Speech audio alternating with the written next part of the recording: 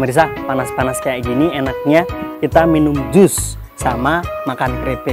Nah, jus sama keripik ini adalah jus olahan dari sayuran. Tapi bukan sembarang sayuran, pemirsa. Sayuran ini adalah sayuran dari hidroponik, terkenal lebih sehat dan lebih bersih. Kita cobain, pertama adalah keripiknya dulu.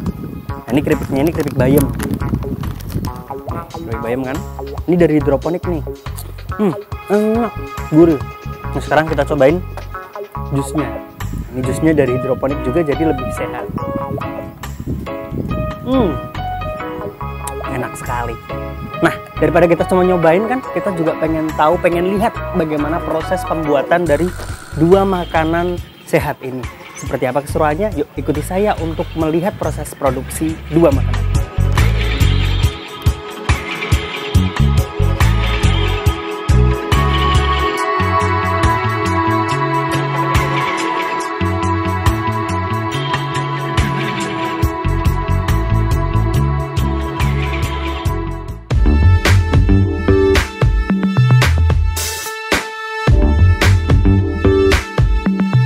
Setelah beberapa waktu yang lalu kita pernah berkunjung untuk melihat budidaya tanaman hidroponik. Kali ini kita akan mengulas olahan dari hasil panen hidroponik.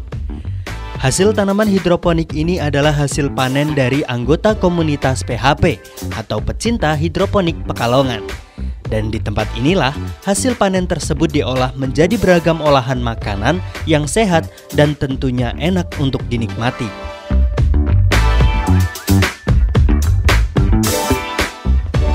Perbedaan sayuran dari media hidroponik dan tanah sendiri terdapat pada kualitas dari sayuran tersebut. Pada media hidroponik, hasil panennya memiliki kualitas yang lebih bersih dan lebih segar. Hal ini karena nutrisi dari tanaman hidroponik selalu terjaga dan terawat. Selain itu juga tidak adanya kotoran dari tanah yang menempel pada sayuran. Pada dasarnya hasil panen hidroponik sebenarnya dipasarkan ke restoran dan supermarket dalam bentuk sayur. Namun untuk kualitas sayur yang tidak memenuhi syarat biasanya akan diolah menjadi olahan-olahan ini.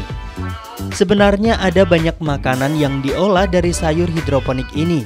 Namun pada kesempatan kali ini kita akan mengolah pakcoy menjadi jus dan bayam menjadi keripik.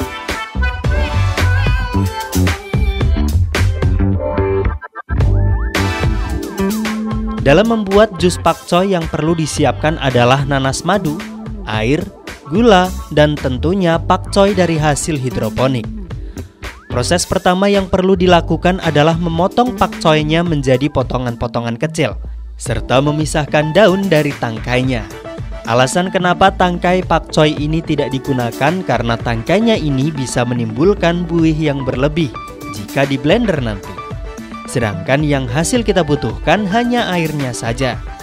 Selain memberikan busa yang berlebih, batang dari pakcoy ini juga bisa membuat rasa dari jus pakcoy ini menjadi pahit.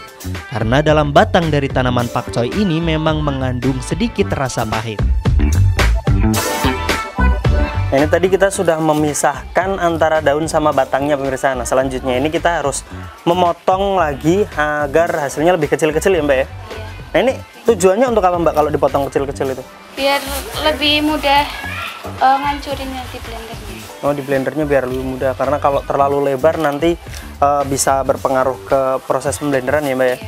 Nanti agak lama karena blendernya tersangkut mungkin sama daun-daun yang terlalu lebar.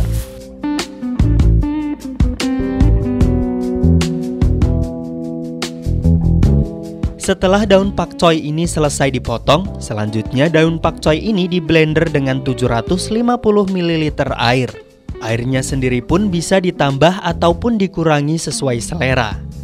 Jika ingin hasilnya lebih cair maka airnya bisa ditambah.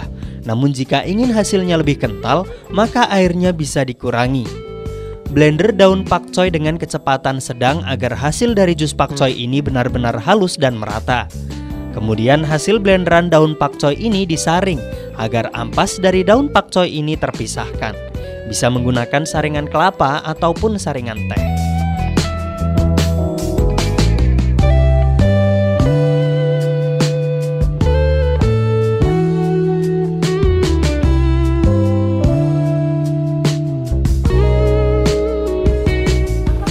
Berarti kita tidak butuh pewarna ya Mbak? Warnanya udah asli hijau gini ya? Iya. Oke, jadi jus pakcoy ini tidak butuh pewarna lagi pemirsa karena warnanya sudah hijau alami dari pakcoynya. Saya kira tadi ini kan ada beberapa display di sini nih, warnanya hijau mungkin ditambahi pewarna makanan, tapi ternyata tidak. Cukup dengan pakcoynya sendiri, daun pakcoynya sendiri ini sudah mendapatkan hasil warna yang hijau maksimal.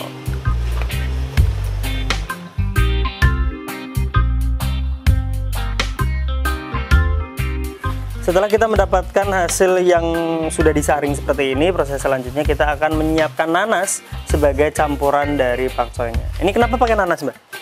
Karena yang cocok untuk pakcoy itu nanas rasanya yang khas. Gitu.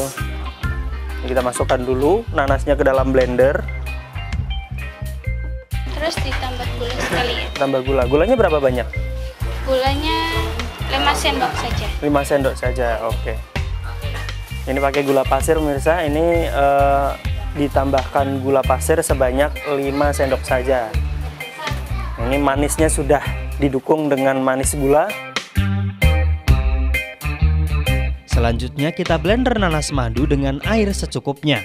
Proses pemblenderannya sama dengan daun pakcoy, cukup dengan kecepatan sedang saja.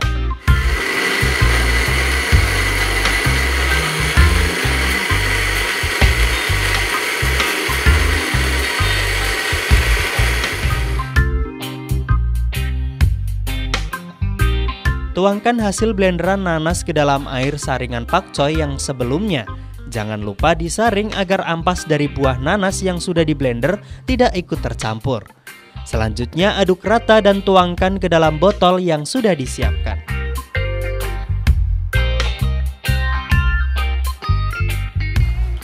Ini untuk botolnya sendiri kira-kira berapa mili sih Mbak? 250. 250 mili. Jadi satu botol ini 250 mili pemirsa. Ini bisa menampung air dari blenderan pakcoy dan nanasnya ini sebanyak 250 ml. Ini proses selanjutnya nanti ditutup kemudian disimpan di dalam kulkas biar lebih dingin dan lebih enak. Ini botolnya masih segel ya berarti nanti ya? Masih segel. Jadi nanti kalau misalkan dibuka itu segelnya akan rusak. Nah, ini siap disimpan ke dalam kulkas. Nah, ini setelah kita bikin ini nanti kita akan bikin apa lagi nih Mbak? Mau bikin keripik bayam. Keripik bayam yang hasil dari hidroponik juga. Iya. Dari hidroponik juga. Seperti apa nanti kita membuat keripik bayam? Jangan kemana-mana, tetap di